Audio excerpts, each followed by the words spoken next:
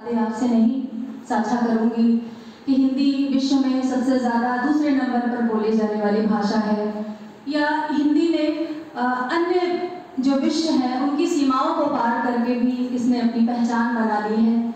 ये सब बातें हम बहुत बार करते हैं, जीते हैं हिंदी को। आज मैं हिंदी से जुड़ी हुई एक छोटी सी बात आप सबके साथ साझा करना चाहूँगी कि सोशल मीडिया पर हिंदी का वितान कितना बढ़ गया है और उसमें हिंदी की विद्यार्थी होने के नाते हमारी क्या जिम्मेदारी है, एक भाषा और साहित्य की विद्यार्थी होने के नाते हमारी क्या जिम्मेदारी है, इस पर मैं बहुत छोटी सी बात करूंगी। यह हमारा सौभाग्य है कि हमारे विश्वविद्यालय के मुखिया स्वयं ही सबसे बड़े हिंदी प्रेमी हैं और अनेक भाषाओं के जानकार होते हुए भी वे हिंदी में लिखना चुनते हैं, स्वीकार करते हैं और उसे चरितार्थ करते हैं।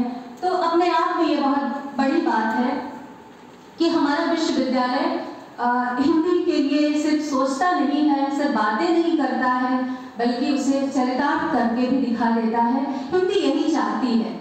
हिंदी कोई 80 वर्ष की कोई वृद्धा नहीं है जो चाहती है कि हम उसकी सेवा करें।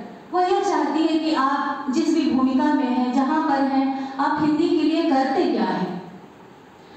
तो इस सोशल मीडिया ने हिंदी को एक नया संसार दिया है, नया वितान दिया है। मैं स्वीकार करती हूँ कि इस सोशल मीडिया का जो भविष्य है हिंदी को लेकर के बहुत ज़्यादा सकारात्मक है।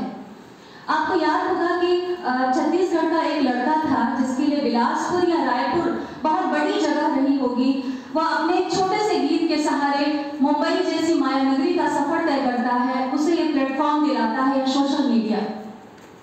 खासतौर पर जो जनतांत्रिक लोग हैं, हमें मानते हैं कि जो पुनर्जागरण हुए उसने हमें बहुत सारी आज़ादी दी, स्वतंत्रता, समानता, बंधुत्व और अभिव्यक्ति की आज़ादी।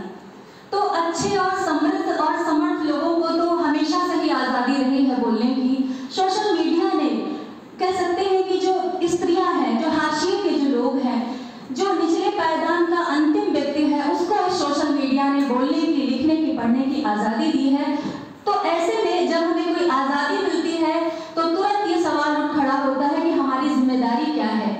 साथियों, हमारी जिम्मेदारी भाषा को लेकर के और बढ़ जाती है। हम जानते हैं कि सोशल मीडिया पर कैसे लोग अपनी भावनाओं को गंदी से या खराब से खराब चीज़ों को भी उगल करके बाहर चले जाते हैं। तो सोशल मीडिया जहाँ बेहतर है, वहीं हमारे सामने अब संस्कृति का भी खतरा बढ़ गया है। जो हम नहीं देखना सुनना चाहते हैं वो भी कभी कभी हमें देखना सुनना पड़ जाता है। तो हमारी जिम्मेदारी बड़ी है कि हम भाषा को कैसे बरतें। हम हिंदी के विद्यार्थी हैं, हमने हिंदी का बहुत स्वर्णकाल या कह सकते हैं उससे भी बड़े दौर की रचनाएं पढ़ी हैं। हिंदी का एक कालखंड हुआ करता था, छायावादी युग, जिसमें हमने कविता के स्तर पर सबसे अधिक सरल, तरल और वैचारिकी से भरी हुई कविताएं पढ़ी। हमें लगता था कि यही सबसे सुंदर हिंदी है। जो भारतेंदु लिखते थे, जो निराला लिखते थे। लेकिन साथियों, आपको याद होगा इसके बाद प्रेमचंद आ जाते हैं और जब हम प्रेमचंद की हिंदी पढ़ते हैं तो लगता है कि यह हिंदी तो उनसे भी ज्यादा अच्छी है। एक जमाने में ब्रजभाषा को पढ़ने का जो लालित्य हुआ करता था, उस लालित्य को भी पीछे कर दिया था प्रेमचंद की हिंदी ने।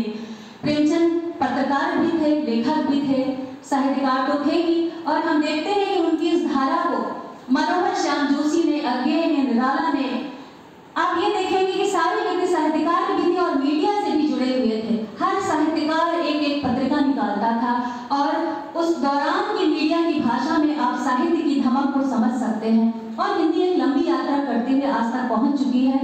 उसका भविष्य उज्जवल है। उस पर बहुत दया करने की जरूरत नहीं है।